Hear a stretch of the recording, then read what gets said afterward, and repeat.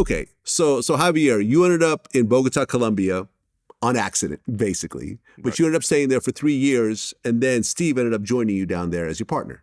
Right. 1988. And the chronology is, Escobar, we go after him, then he surrenders, right? When he surrenders is when Steve, you show up, right? About 90. In June 91. Yeah, 91. He heard Murphy was in country, might as well give up, so he did. Okay, so let's talk about Pablo Escobar, Okay. a.k.a. the king of cocaine. The Medellin drug cartel monopolized the cocaine trade in the United States during the 80s and early 90s. And he is generally considered the wealthiest criminal in history.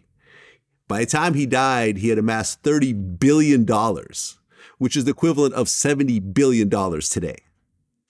Is that pretty accurate? That is very accurate, and probably even there was more money involved, probably, I think. Okay, and we were talking about this before we started shooting. Based on what some of the hitmen, aka the sicarios, have said, that Pablo Escobar was responsible for about 50,000 murders? Yes, Steve and I, we put the figure at about 15,000, and like I said, the sicario, the guy by the name of Popeye, he was the last one left, and he died about 3-4 years ago. He came out of prison about, I would say 8-9 years ago. He claims that the number is closer to 50,000 people.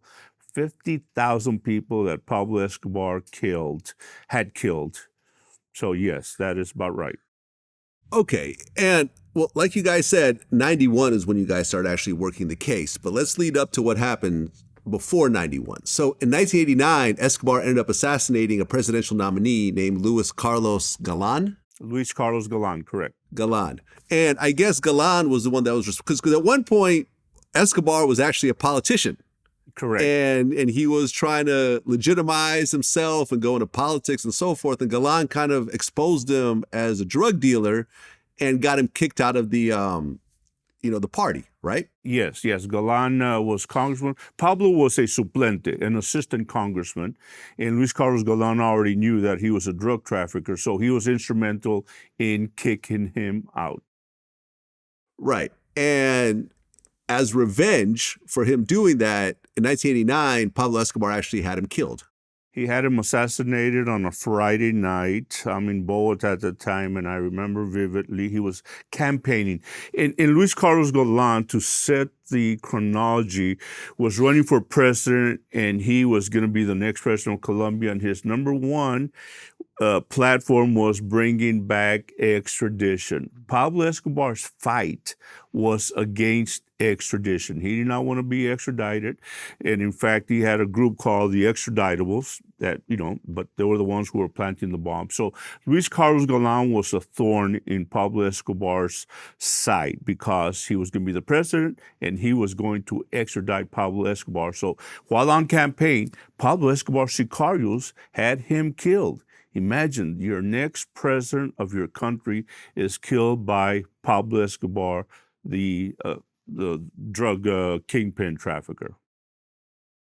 Right. And Galan actually had a successor named Cesar Gaviria. Correct. Right. Trujillo. Yes, Gaviria Right. Trujillo. And he was supposed to be the successor, and he was getting on a plane, Avianca Flight 203, and Escobar actually tried to kill him by bombing the entire plane, which ended up killing 107 people. But Trujillo wasn't even on that plane. He missed his flight. Yes, his name is Cesar Gaviria Trujillo. We call him because he became the president of Colombia, President Gaviria. He was supposed to be on that flight, but he canceled, not knowing that there was going to be a terrorist attack, not knowing he himself has admitted that. So he did not fly that morning. However, Pablo Escobar, through other sicarios, planted a bomb on that airplane, which was a briefcase. And it was supposed to be a recording device. And the orders to the sicario was, when the plane takes off, flip the switch. You're going to record your guy on the right because the boss does not like him. And that briefcase contained a bomb, which is why 107 innocent people were killed. The Avianca flight was going from Bogota to Cali, but Cesar Gaviria was not on that flight.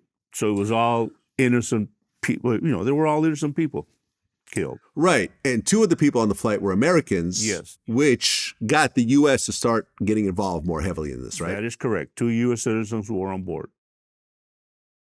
Okay. Well, because of all the murders and bombings that Escobar was doing, he was supposed to be sent to prison, but he actually built his own prison. And this was all laid out in the Narco series. La Catedral? La Catedral, the cathedral.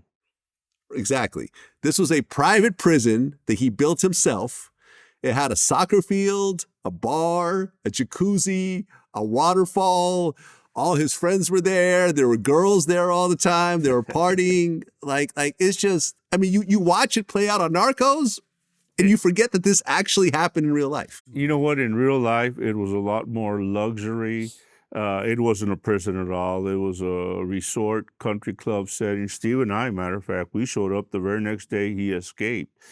But you know what? When we talked about it, what led to him surrendering basically was the terrorism, the Avianca bombing, the Galan killing, the 50,000 innocent people that were killed. So that's why when he negotiated with Colombia, he called up the president, who is now Cesar Gaviria, and he says, I'm going to surrender into my own prison that I will build. I'm going to finance it. I'm going to hire my own prison guards. I'll pay for them. Nobody could come and visit at the prison. And so Gaviria accepted that deal. So that was that surrender, that famous surrender we talk about.